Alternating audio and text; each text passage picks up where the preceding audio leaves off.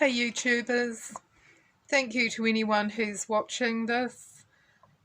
It's in the afternoon, late afternoon in Dunedin, my hometown in New Zealand, and it's been, I suppose, about a day, 24 hours or a bit more since I was participating in a deliverance session through Isaiah Saldivar's ministry.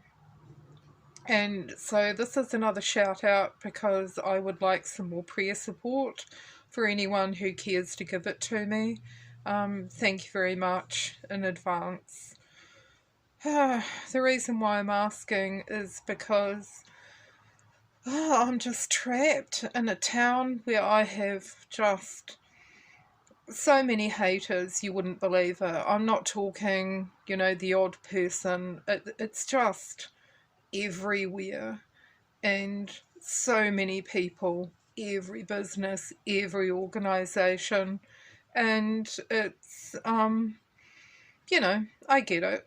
When you're a victim of CSA, other people can tell, and certainly back in the 1970s, early 1970s, that sort of thing was, well, I guess it's always been looked down upon, but I guess hopefully these days more people understand that little kids are victims and it's not them.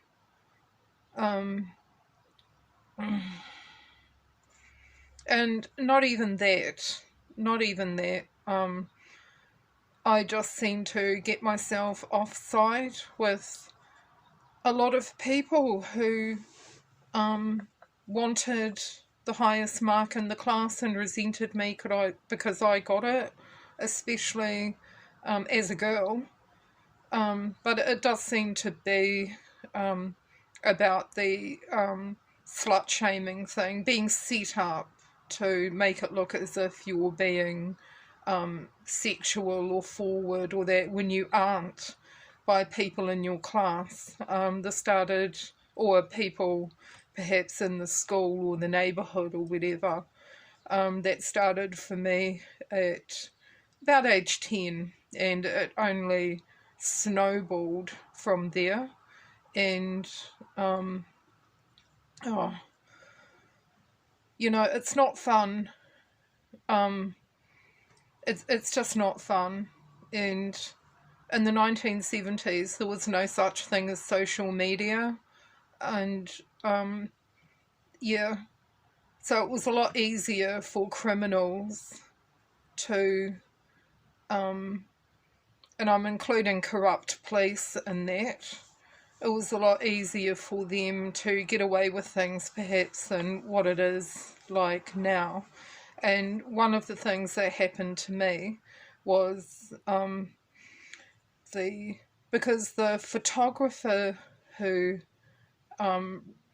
did the school photographs also took police mugshots, and so that was and I've never forgotten in my standard 4 photo how this guy just grabbed my arm and led me over and sat me down in the middle of the front row and gave me the name or the thing to hold.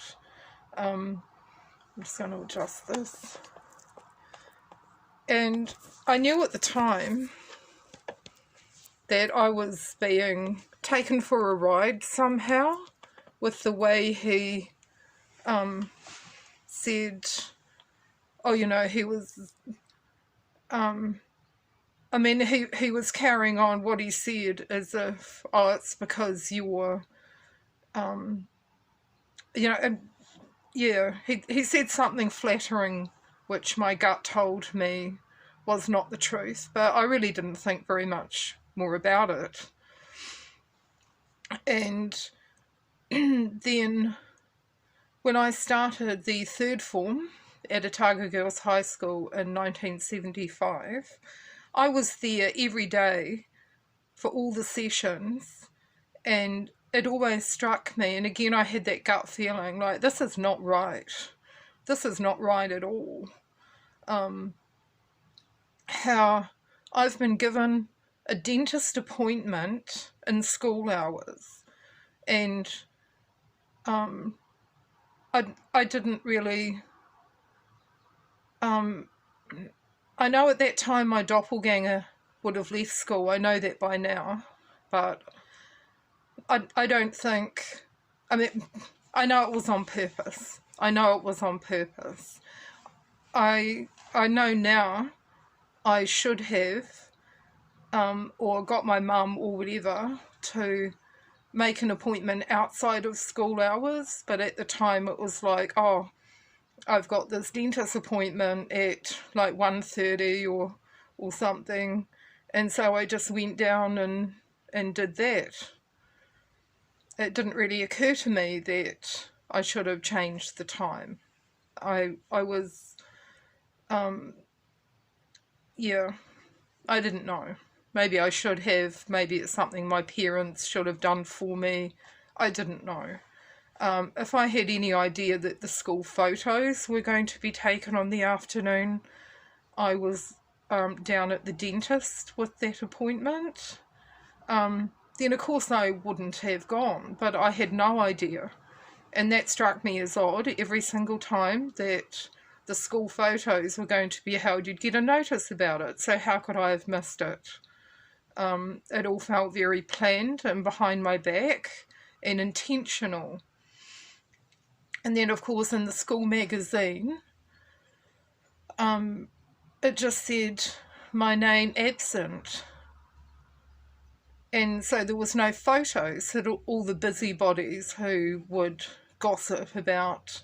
I mean, yeah, it would have been a chance for people to go, oh, that's not her. Oh, so there's two of them with that name.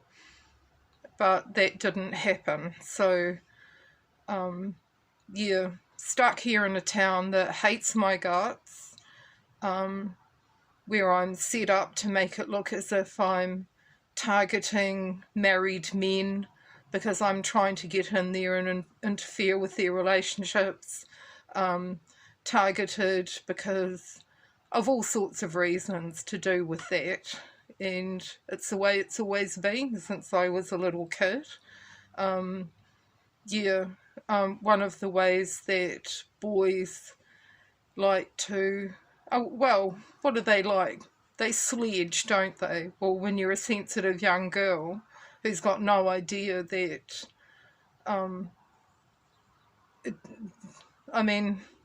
to avoid the bullying and the sexual harassment that started when I was 10, and if it was about marks, because I know what parents are like, why didn't you get the top mark? Boys don't like being beaten by girls. So that was a way to upset me, and it certainly worked in some ways. And so it's the way it's always been down here.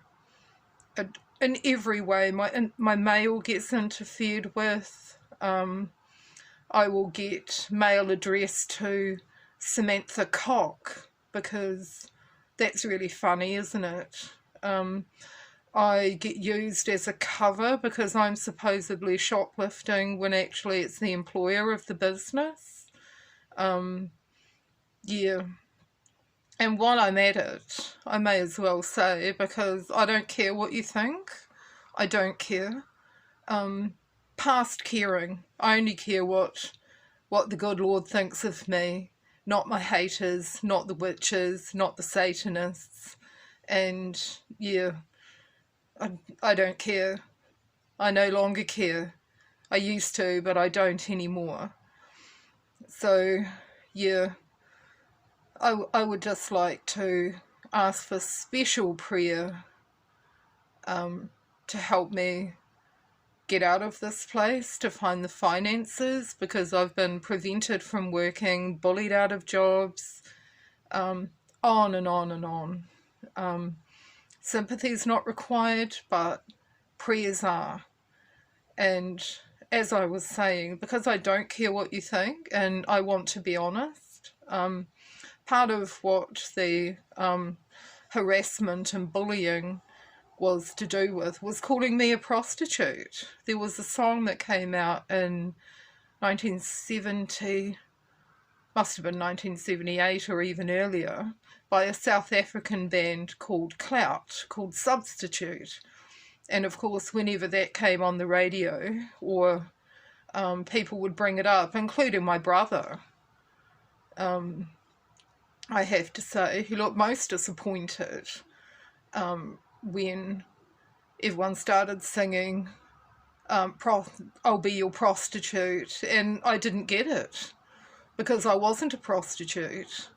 So it didn't mean anything when they substituted prostitute for substitute in the song. And he looked all disappointed. Well, yeah, that's a shame. But I forgive him. And I just need prayer because I want to get out of this place. Don't want any more demons than what I have already. Don't want the ones back that I've got rid of, especially yesterday. So I'd like prayer cover for that as well. And after being raped, and yes, it was rape, it's happened more than once. It changes a person. And it made me feel like, oh well, what is this prostitution thing that people have been accusing me of for at least a decade? So tried it, wasn't for me, but I'd done it. Once you've done these things, that's what you are, and that's what you've done. It wasn't because I would do anything for money, as somebody accused me years before I ever was part of that industry. And no thanks to Dunedin people in particular and my fellow Kiwis. Thanks a bunch, mate. Mates, not. I will be celebrating 30 years since I left sex work. So, yeah. Hopefully you can celebrate that with me as well.